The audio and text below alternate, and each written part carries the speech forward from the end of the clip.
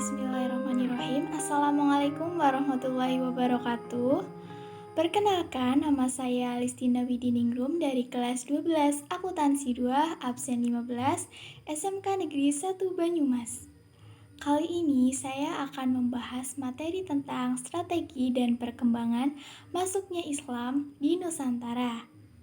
Terdapat 3 teori yang dikemukakan para ahli sejarah terkait dengan masuknya agama Islam ke Indonesia, yaitu yang pertama, teori Gujarat menyatakan bahwa agama Islam masuk ke Indonesia pada abad ke-13 Masehi melalui peran para pedagang India, dan yang kedua, teori Mekah menyatakan bahwa agama Islam tiba di Indonesia langsung dari Timur Tengah melalui jasa para pedagang Arab Muslim sekitar abad ke-7 Masehi.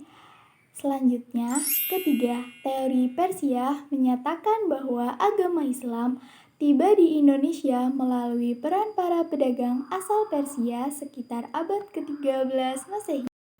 Dapat disimpulkan dari teori-teori yang telah disebutkan, agama Islam masuk ke Indonesia pertama kali pada abad pertama Hijriah, kira-kira abad ke-7 Masehi. Islam masuk ke Indonesia melalui 2 jalur, yaitu 1. Jalur utara dengan rute Arab Mekah dan Madinah, Damaskus, Baghdad, Gujarat atau pantai barat India, Sri Lanka, dan Indonesia.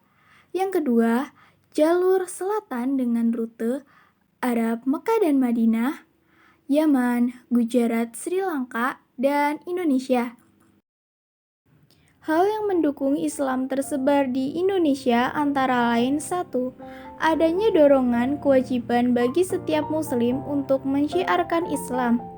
Yang kedua, adanya kesungguhan hati dan keuletan para juru dakwah untuk berdakwah secara terus-menerus. Yang ketiga, persyaratan masuk Islam sangat mudah. Yang keempat, ajaran Islam mengajarkan tidak ada sistem kasta yang membedakan, hanyalah takwa. 5. Bagi raja-raja yang telah masuk Islam ikut berperan aktif dalam menyebarkan dakwah Islam. Selanjutnya, saya akan membahas strategi dakwah Islam di Nusantara. Dari pembahasan tentang masuknya Islam ke Nusantara, dapat dipahami bahwa masuknya agama Islam di Indonesia terjadi secara periodik, tidak sekaligus. Pada bagian ini akan diuraikan mengenai strategi penyebaran Islam dan media yang dipergunakan oleh para pedagang dan mubalik dalam penyebaran Islam di Indonesia.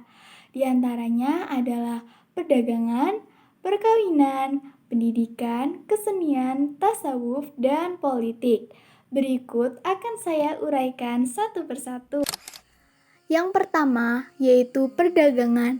Pada tahap awal, saluran yang dipergunakan dalam proses Islamisasi di Indonesia adalah perdagangan. Hal itu diketahui melalui adanya kesibukan lalu lintas perdagangan pada abad ke-7 Masehi hingga abad ke-16 Masehi. Hubungan perdagangan ini dimanfaatkan oleh para pedagang muslim sebagai sarana atau media dakwah. Sebab dalam Islam, setiap muslim memiliki kewajiban untuk menyebarkan ajaran Islam kepada siapa saja dengan tanpa paksaan. Oleh karena itu, ketika penduduk Nusantara banyak yang berinteraksi dengan para pedagang muslim dan keterlibatan mereka semakin jauh dalam aktivitas perdagangan, banyak di antara mereka yang memeluk Islam. Karena pada saat itu, jalur-jalur strategi perdagangan internasional hampir sebagian besar dikuasai oleh para pedagang muslim. Apabila para penguasa lokal di Indonesia ingin terlibat jauh dengan perdagangan internasional, maka mereka harus berperan aktif dalam perdagangan internasional dan harus sering berinteraksi dengan para pedagang muslim. Yang kedua yaitu perkawinan. Dari aspek ekonomi, para pedagang muslim memiliki status sosial ekonomi yang lebih baik daripada kebanyakan penduduk pribumi. Hal ini menyebabkan banyak penduduk pribumi, terutama wanita yang tertarik untuk menjadi istri-istri para saudagar muslim. Dalam perkembangan berikutnya, ada pula para wanita Muslim yang dikawini oleh keturunan bangsawan lokal. Hanya saja, anak-anak para bangsawan tersebut harus diislamkan terlebih dahulu.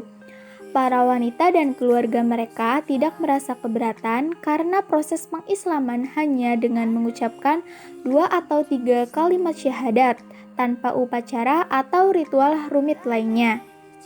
Jalur perkawinan ini lebih menguntungkan lagi apabila terjadi antara saudagar muslim dengan anak bangsawan atau anak raja atau anak adipati. Karena raja, adipati, atau bangsawan itu memiliki posisi penting di dalam masyarakatnya sehingga mempercepat proses islamisasi. Yang ketiga yaitu pendidikan. Para ulama banyak mendirikan lembaga pendidikan Islam berupa pesantren.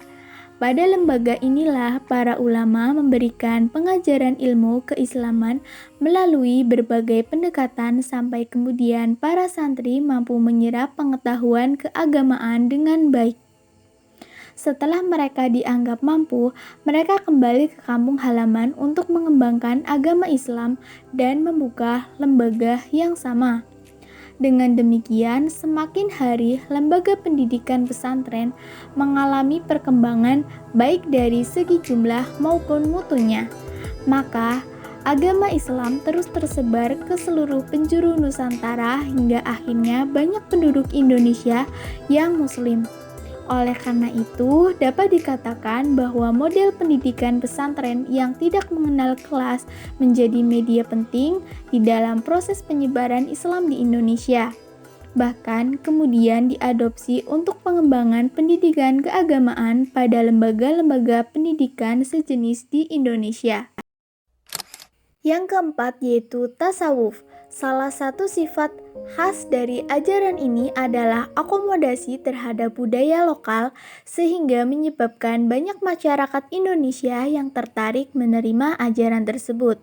Dengan tasawuf, bentuk Islam yang diajarkan kepada para penduduk pribumi mempunyai persamaan dengan alam pikiran mereka yang sebelumnya memeluk agama Hindu, sehingga ajaran Islam dengan mudah diterima mereka.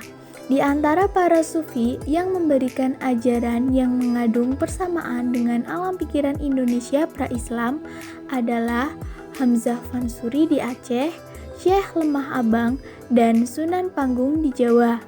Ajaran mistik seperti ini terus dianut bahkan hingga kini. Kelima, kesenian. Saluran Islamisasi melalui kesenian yang paling terkenal adalah melalui pertunjukan wayang. Selain wayang, media yang dipergunakan dalam penyebaran Islam di Indonesia adalah seni bangunan, seni pahat atau seni ukir, seni tari, seni musik, dan seni sastra. Di antara bukti yang dihasilkan dari perkembangan Islam awal adalah seni bangunan Masjid Agung Demak, Sendang Duur, Agung Kesepuhan, Cirebon, Masjid Agung Banten, dan lain sebagainya. Hal ini menunjukkan sekali lagi bahwa proses penyebaran Islam di Indonesia yang dilakukan oleh para penyebar Islam melalui cara-cara damai dengan mengakomodasi kebudayaan setempat. Cara ini sangat efektif untuk menarik perhatian masyarakat pribumi dalam memahami gerakan Islamisasi yang dilakukan oleh para mubalik sehingga lambat laun mereka memeluk Islam. Dan yang terakhir yaitu politik. Di Maluku dan Sulawesi Selatan, kebanyakan rakyat masuk Islam setelah rajanya masuk Islam terlebih dahulu. Pengaruh politik raja sangat membantu tersebarnya Islam di wilayah ini. Jalur politik juga ditempuh ketika kerajaan Islam menaklukkan kerajaan non-Islam, baik di Sumatera, Jawa, maupun Indonesia bagian timur. Setelah mengetahui strategi dakwah Islam di Nusantara, kemudian saya akan membahas materi tentang perkembangan dakwah Islam di Nusantara.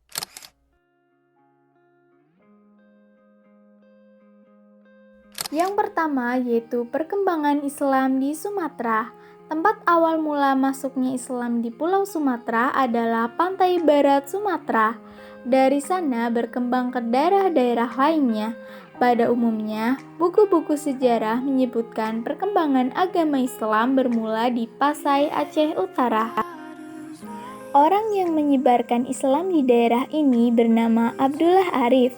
Ia seorang mubalik dari Arab dengan misi penyebarannya dengan berdakwah dan berdagang.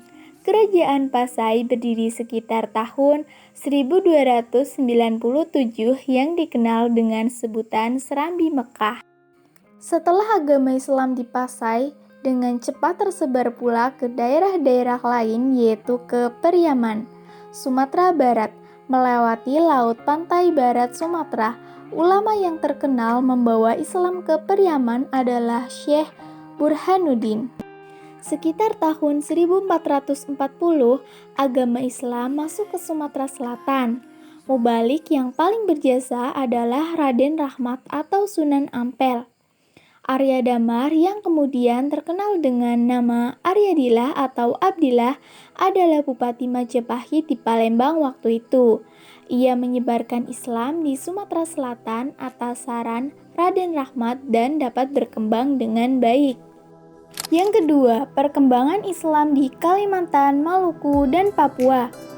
Di Pulau Kalimantan, mula-mula Islam masuk di Kalimantan Selatan dengan ibu kota Banjarmasin. Pembawa agama Islam di Kalimantan Selatan adalah para pedagang bangsa Arab dan para mubalik dari Pulau Jawa. Perkembangan agama Islam di Kalimantan Selatan ini sangat pesat dan mencapai puncaknya setelah Majapahit runtuh tahun 1478. Daerah lainnya di Kalimantan yang dimasuki agama Islam yaitu Kalimantan Barat, awal mulanya di daerah Muara Sambas dan Sukadana, yang dibawa oleh para pedagang dari Johor, Malaysia, serta ulama mubalik dari Palembang. Sultan Islam yang pertama tahun 1591 di Kalimantan Barat berkedudukan di Sukadana yaitu Panembahan Giri Kusuma. Penyebaran Islam di Kalimantan Timur terutama di Kutai dilakukan oleh Datori, Bandang, dan Tuang Tunggang melalui jalur perdagangan. Di Maluku, kemudian sejak abad ke-15 antara tahun 1400 sampai 1500 Islam telah masuk dan berkembang di Maluku melalui jalur perdagangan. Daerah yang mula-mula dimasuki Islam di Maluku adalah Ternate, Tidore, Bacau, dan Jailolo. Kemudian Papua. Perkembangan agama Islam di Papua agak lambat. Islam masuk ke Irian terutama karena pengaruh raja-raja Maluku, para pedagang Islam, dan mubalik Maluku. Daerah yang mula-mula dimasuki Islam di Papua adalah Misol, Salawati, Pulau Waigeo, dan Pulau Gebi. Yang ketiga yaitu perkembangan Islam di Sulawesi. Pada abad ke-16, Islam telah masuk ke Sulawesi yang dibawa oleh Datori Bandang dari Sumatera Barat. Daerah yang mula-mula dimasuki Islam adalah Goa, sebuah kerajaan di Sulawesi Selatan. Dari Goa, Islam terus berkembang ke daerah-daerah lain seperti Talo dan Bone. Yang keempat, perkembangan Islam di Nusa Tenggara. Pada tahun 1540, agama Islam masuk ke Nusa Tenggara yang dibawa oleh para mubalik dari Bugis, Sulawesi Selatan, dan dari Jawa. Agama Islam berkembang di Nusa Tenggara mula-mula di daerah Lombok penduduk suku Sasak, kemudian pelan-pelan tersebar ke Pulau Sumbawa dan Flores. Dan yang terakhir, kelima, perkembangan Islam di Jawa. Agama Islam masuk ke Pulau Jawa pada abad ke-11 Masehi yang dibawa oleh para pedagang Arab dan mubalik dari Pasai. Tempat yang mula-mula dimasuki Islam di Pulau Jawa adalah daerah pesisir utara Jawa Timur. Tokoh yang berdakwah di timur adalah Maulana Malik Ibrahim.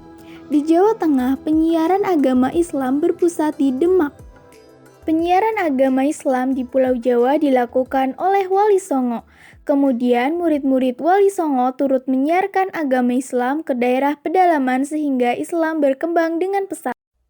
Berikut ada pula kerajaan Islam yang terkenal di Nusantara. Yang pertama, Samudra Pasai, Kerajaan Aceh, Demak, Pajang, Mataram Islam, Cirebon, Banten, Makassar, dan yang terakhir, Ternate dan Tidore. Itu merupakan penjelasan materi tentang strategi dan perkembangan Islam di Indonesia yang dapat saya sampaikan. Semoga ilmunya dapat bermanfaat. Mohon maaf apabila banyak kesalahan atau kekeliruan. Terima kasih sudah menyaksikan video dari saya. Wassalamualaikum warahmatullahi wabarakatuh.